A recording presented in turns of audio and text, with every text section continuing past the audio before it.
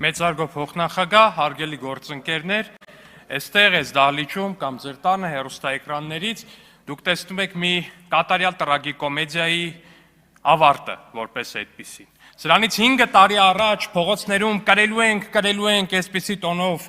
առաջ եկող քաղաքական, չգիտեմ ինչ է քաղաքական այդ բանը, տրանսֆորմեր, քաղաքական տրանս չգիտեմ ինչը մի խոսքով, քաղաքական այդ ուժը այսօր եկել է ազգային ժողովի ամբիոնից խոսում է այն մասին, արա ոնց անենք, որ այս անվավեր քվեաթերթիկները մի քիչ լինի, Քոչարյանը շանս ունենա անցողիկ շեմը հաղթահարելու։ Չի ունենալու այդ շանսը, չեք անցնելու, շեմի տակ եք մնալու։ Սա ամենայն հավանականությամբ ձեր վերջին կամ նախավերջին ելույթներ ազգային ժողովում, Տիկին Գյուրեղյան, ձեր ու ձեր ամբողջ խմբակցության, հեսա էլի ելույթներ կան։ Եկեք շուտ գնացվեք, որ հասցնեք մի երկու ելույթ էլ ունենալ, որտեղ չեք անցնելու։ Այդ անցողիկ շեմի ձեր մարմաճը չի իրականանալու։ Ասում է, քվեարկեք, ընդդիմադիր ազգային ուժերի, որովհետև այս իշխանությունը դատարկում է մարզերը, որ 300,000 ադրբեջանցի կա։ Արա, այս իշխանությունը դատարկում է մարզերը։ Այս իշխանությունը դատարկում է մարզերը։ Հայաստանի Հանրապետության անկախությունից ի վեր միակ իշխանությունը, որի օրոք սահմանամերձ գյուղերում 2000-ից ավել տուն է կառուցվել, այս իշխանությունն է։ Հայաստանի Հանրապետության սահմանամերձ գյուղերում միակ իշխանությունը, որի օրոք այդքան տուն է կառուցվել, Հայաստանի Հանրապետության գործող իշխանությունն է, քաղաքացիական պայմանագիրն է։ Միակ իշխանությունը, որի օրոք մանկապարտեզները ոչ թե թալանվել են, գնացել ձեր օրթախների համար դարել, մեկի կնգա համար գեղեցկության սալոն, մեկի ընկերուհու համար մասաժ սալոն, մեկի համար չգիտեմ ինչ, այլ կառուցվել են մանկապարտեզները, այս իշխանությունն է։ Միակ իշխանությունը, որտեղ ոչ թե պաշտոնյաներն են դղյակներ գցում, պաշտոնյաները հիպոթեկով տներ են առնում, իսկ երեխեքի համար դղյակներ են գցում դպրոցների տեսքով, ահռելի կառույցներ, գերժամանակակից սեյսմիկայուն ամենալավ գույքով։ Այս իշխանությունն է, այդ քաղաքացիական պայմանագիր կուսակցությունն է։ Մի հատ գնացեք նայեք էլի ձեր թողած իշխանության։ Մի հատ գնացեք նայեք էլի այն ինչ եք թողել։ Ինչ եք թողել, ասեք բան են անում։ Ինչ ան, ուզում են ցույց տալ, որ Քոչարյանը Հայաստանում բան է արել։ Այս բան ամբողջ հանրապետությունում գնացել կանգնել են Դիլիջանի թունելի դեմը, հանրապետությունում մի հատ բան են գտել, որ Քոչարյանի տակ կարան տենց սղծնեն։ Ասում է, այսքան ճանապարհ է կառուցվել, այսքան տուն է կառուցվել, լույսի հիմնադրամի ջանը սաղ լինի։ Հետո էլ չգիտես ինչի ինչ եղավ, ոնց եղավ, էլ այդ հիմնադրամը էլ չաշխատեց մի տեսակ, այդ պատմությունն էլ է շատ հետաքրքիր։ Ասում է, ինչ եք խոստացել, որ սենց ընենց, ինչ եք խոստացել։ Դուք ինչ եք խոստացել ու ում եք խոստացել։ Ինչ եք խոստացել ու ում եք խոստացել, որ հիբրիդային ամենավերջի սրիկայակազմով ձեզ են աջակցում։ Ինչ եք խոստացել, ում եք խոստացել։ Հայաստանի Հանրապետության որդիներին ում պատերազմում զոհել եք խոստացել։ Հայաստանի Հանրապետության քանի հազար զինվոր եք խոստացել, ում սահմաններին մեռնելու, ում եք խոստացել։ Եկեք ստեղ կանգնեք ու ասեք։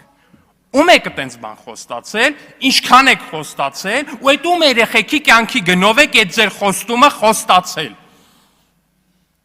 Ասում է, բանա, 300,000 ադրբեջանցի, այս աշխարհում, այս մոլորակի վրա, բացի ձեզնից ու ձեր համար են ձեն հավաքող կալուգացուց, ուրիշ ոչ մեկ այդ ադրբեջանցիների թեզը առաջ չի տանում։ Այդտենց ուղղակի առաջ տանող քաղաքական գիծ չկա այս երկրում։ Այս երկիր ասելով մոլորակում նկատի ունեմ, չկա տենց բան ու վերջ, չկա տենց բան, այ մարդ, ոչ մի տեղից տենց բան չկա, Ադրբեջանում տենց այդ դրա մասին չեն խոսում, Ադրբեջանում դրա մասին խոսակցություն չկա ֆիզիկապես, այնքան ինչքան կա Հայաստանի ընդդիմադիր դաշտում,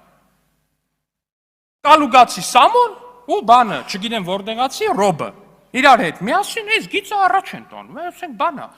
դուք առհասարակ այդ բանն եք, այդ գծի ջատագովներն եք, հասկանում եմ, որ շատ եք ուզում, բայց չէ, ասում է սպասիբը, նո նյետ, ձեր աշխատանքային լեզվով ասած։ Ու հենց այս կոնտեքստում է, որ դուք այս ընտրություններում անցողիկ շեմը չեք հաղթահարում։ Մենք իհարկե շատ շնորհակալ ենք, որ դուք բավականաչափ շատ կփոշիացնեք այդ ձայները, շատ լավ է, շատ նորմալ է, չգիտեմ, վերջն արդյունքը ինչ կլինի, բայց այդ ձեր ծրագիրը մեծ հաշվով չի աշխատելու ու աշխատել ուղղակի չի կարող։ Եկել ասում է, կանգնեց ու ասեց, որ հայկական բանակը Արցախը չի պաշտպանելու։ Կանգնեց ու ասեց, որ Հայաստանի Հանրապետությունը այդ պատերազմի մեջ չի մտնելու։ ու լավ արեց, որ ասեց, որ Հայաստանի Հանրապետության Գեղարքունիքի, Կոտայքի, Տավուշի, Լոռու, Երևանի, Արմավիրի, Արագածոտնի, Սյունիքի 18 տարեկան տղերքը չեն գնալու զոհվեն նրա համար, ինչա թե դուք Ղարաբաղում կլանային իշխանափոխություն եք արել, այնտեղ բան եք արել, ձեզ դրել եք չգիտեմ ինչտեղ, մենք բանակցող չենք, մենք էս չենք, մենք վեհ ենք, մենք ազգային ենք, ու այդ ձեր ինչ որ ֆիքս տուլության կամ չգիտեմ ինչի համար այդ 18 տարեկան տղերքը չեն գնացել պատասխան տալու։ Լավ արել հայտարարելա, ստորագրում եմ այդ հայտարարության տակ։ Բա դուք ասեք հիմա ում տղերքի կյանքի գնով եք բան անելու։ Ում տղերքի կյանքի գնով եք այդ Ղարաբաղի համար բան անելու։ Ղարաբաղը որ ուզում եք հետ բերեք, ում տղերքի կյանքի գնով եք այդ անելու։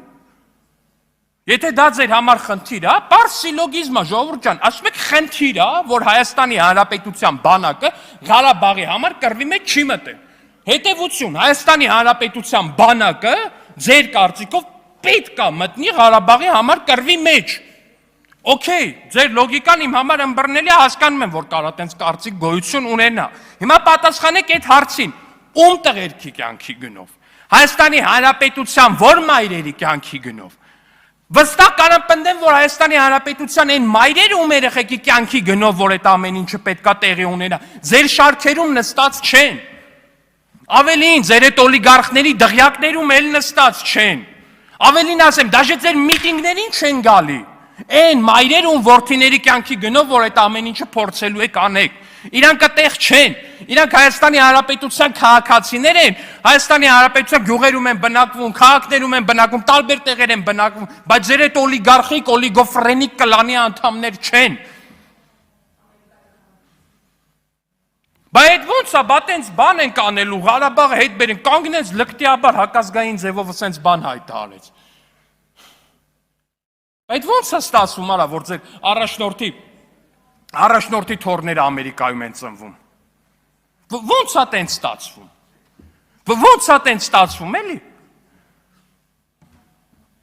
Ոնց է տենց ստացվում, ես այդ հարցի պատասխանն եմ ուզում իմանամ։ Խի, բա որ վաղը մյուսօր ինչի համար, Ժողովուրդ ջան, մի պարզ բանի համար, որ վաղը մյուսօր էլի ձեր երեխեքին տանեն ու փորձեն զոհեն իրանց նպատակների համար։ Իրանց երեխեքը հանկարծ չխառնվեն մեջնեղնեն, նրանք ինչ գործ ունեն, вообще բանակ գնան, Հայաստանի քաղաքացի լինեն, Հայաստանի կյանքով ապրեն, Հայաստանի դարդով ապրեն, չէ։ Ու եթե լավագույն դեպքում Հայաստանի սահմաններին կամ Հայաստանի կամ հայկականության հետ որևէ առնչություն ունեցող հարցի դեպքում զոհվեն, չէ։ Այս անգամ ուրիշտեղ ուրիշ բաներ են խոստացել ըստ տարբեր բաների։ Նորից եմ ասում, եկեք այս ամբիոնի մոտ ու պատասխանեք ում եք խոստացել, քանի հազար հայ զինվոր եք խոստացել ու կոնկրետ որտեղ ուղարկելու համար եք այդ ամեն ինչը խոստացել, որ այդ աջակցությունը ստանում եք, որը որ ստանում եք։ Ընդհուպ միջև սահմանին պարբերաբար բռնվող միլիոնների տեսքով քեշով։ Եկեք պատմեք այդ մասին։ Եկեք պատմեք այդ մասին, որովհետև դուք չպատմեք, մենք ենք պատմել, ու մենք որ պատմենք շատ ավելի դաժան է ալնելու ձեր համար, որովհետև այն հույսը, որ կարող է 1% ասնեք ու ամեն դեպքում անցողիկ շեմը չհաղթահարեք, հիմա այդ 1%-ն էլ չեք հավաքելու ու մեկը անցողիկ շեմը չեք հաղթահարելու։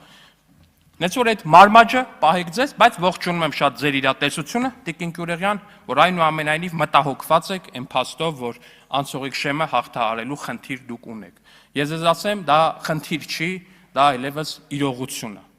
Շնորհակալություն։ Շնորհակալություն։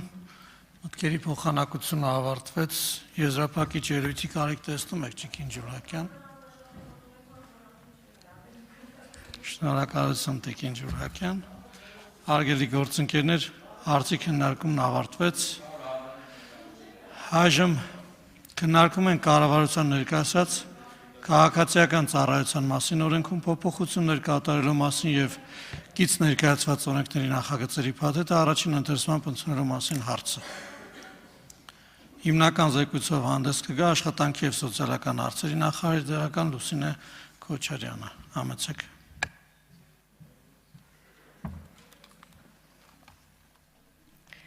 Ազգային ժողովի